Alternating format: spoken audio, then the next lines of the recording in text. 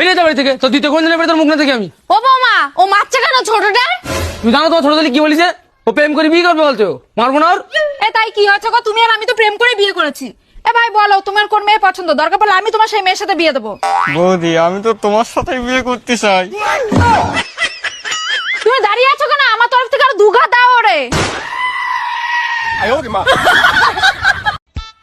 ওমা, তুমি জানো আমি একটা মেয়ের খুব ভালোবাসি। তা আমি কি করব? তোমার কিছু করতে হবে না, পারলে তুমি এই মেয়েটার সাথে আমার বিয়ে দিয়ে দাও। বিয়ে না আমি তোর ওই মেয়ের সাথে দিবানি, তো ওই মেয়ের সাথে আগে আমার কথা বলাই দে। কথা বলবো তুমি ওর সাথে ফোনে? এনে না কথা বলো। এ তুই কিরারে ডাইনি?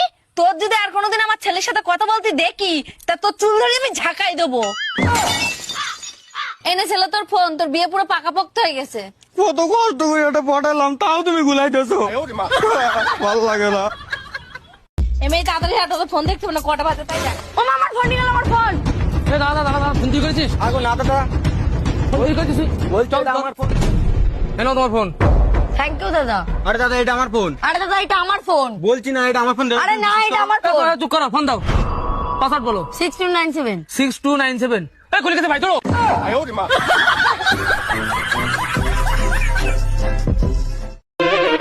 ও মিস্ত্রি, হ্যাঁ বলো। কি ঠিক করেছো তুমি এতে? কেন, কি হয়েছে? আগেও 40 মাইলেজ দিত, এখনো 40 মাইলেজ দিচ্ছে, আরো পেছন দিকটা ধোঁয়া বেরোচ্ছে। আরে বুঝি চেঁচাচ্ছ কেন? আমার কথাটা আগে শোনো। কি শুনবো তোমার কথা? তোমার তো শুধু টাকা নেওয়ার ধান্দা। আরে বুঝি তুমি তখন তো ভুল বকি যাচ্ছ, তুমি তো আমার কাছে ঠিক করে গেছো পাঞ্চার।哎呦我的妈！